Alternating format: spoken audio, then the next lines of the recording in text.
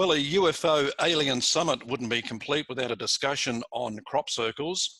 Jennifer Stein is one of the world's leading experts on crop circles, and what she doesn't know about them, as they say, isn't worth knowing. Her interest in crop circles began over 30 years ago while researching ancient archaeological sites and ancient mound structures, and her interest in solving the mystery around crop circles has been relentless. She joins us now. Jennifer, hello. Thank you. Nice to be here, Dean. Great to have you. So, crop circles, a natural phenomena, man-made or otherworldly? Well, I think you've got both. You can't look at this topic and say it's one or the other. There's definitely man-made formations, and you're foolish not to address them. I mean, there have been major symposiums around man-made formations. The Guardian newspaper ran a little festival a number of years back, I think in 1993, and gave out awards for the best man-made formation. So there's definitely hoaxers that are out there.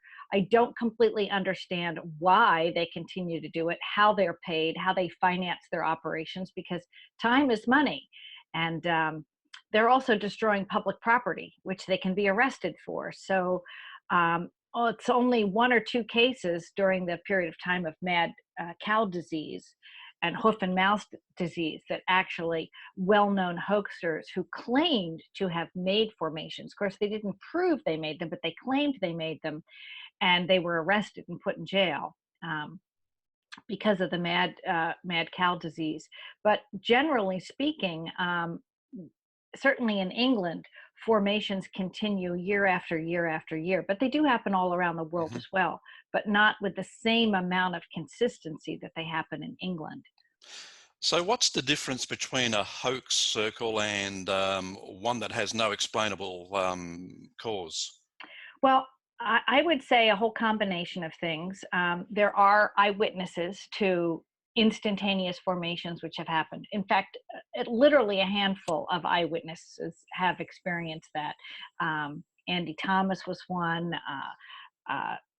This gal who runs BLT Research, Nancy Talbot, was present for some. Another guy by the name of Gary King eyewitnessed some appearing literally at about 3:30, 4 o'clock in the morning. When you go in and look at the crops and look at the soil, which crop circle researchers do, we dig up the crop, we send it off to a lab, we have it examined under a microscope, we do seed germination studies. William Levengood was very active in doing this for many years, and he clearly showed that seeds showed different germination times depending on when the crop circle appeared. If it appeared very early in the germination of the crop, or when the crop was very young, it tended to stunt the growth in the seeds, and the seeds wouldn't germinate or at all, or if they did, their growth was suppressed.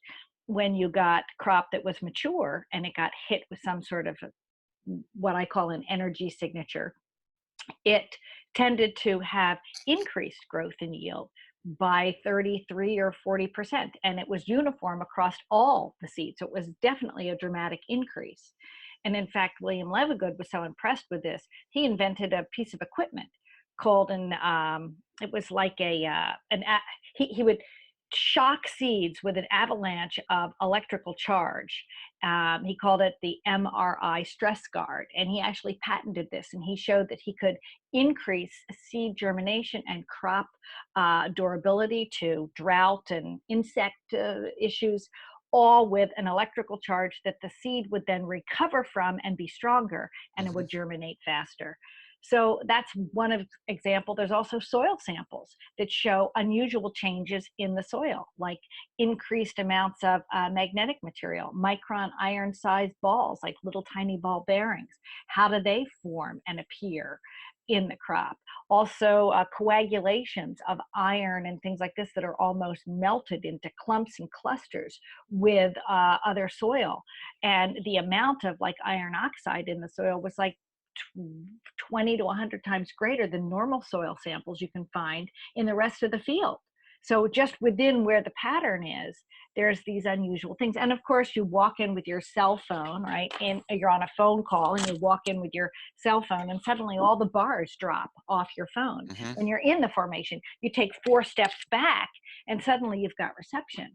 So that magnetic material on the ground is setting up some sort of distortion field electromagnetically.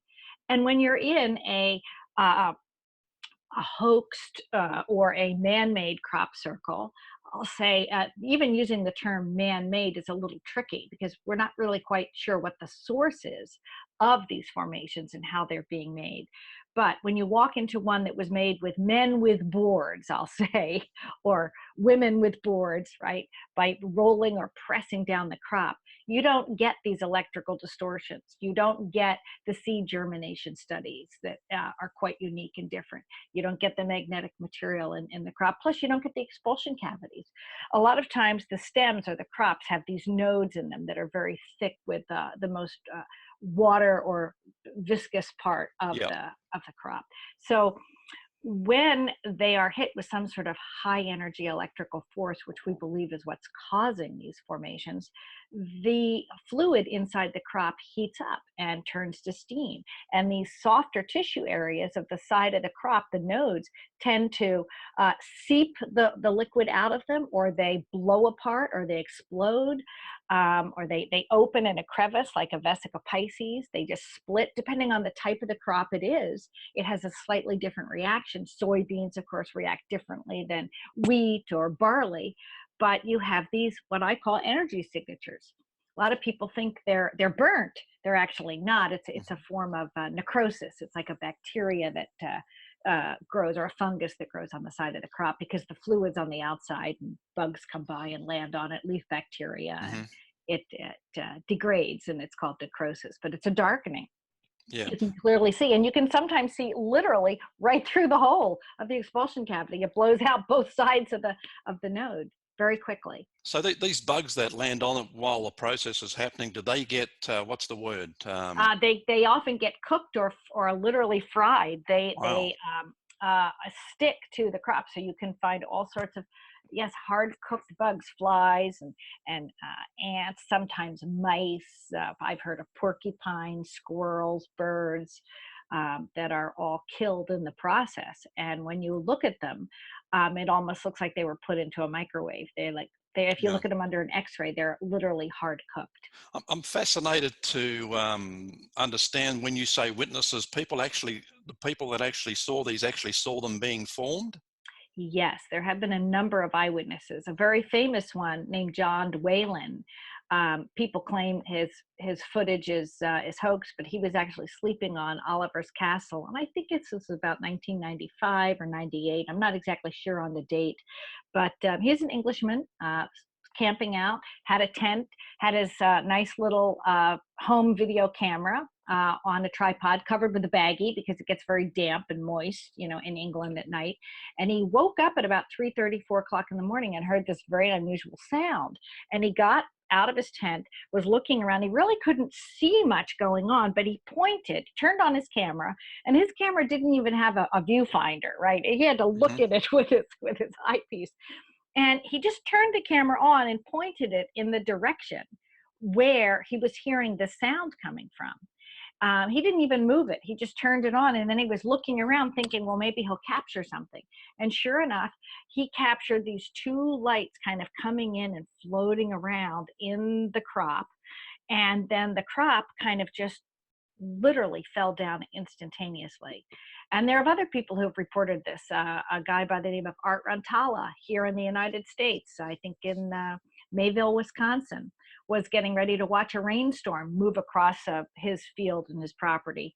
And he saw some wheat like just wiggling all of a sudden, and then it just kind of collapsed. And then he saw a shadow in the field. And he walked out there the next day, and sure enough, there was, crop down.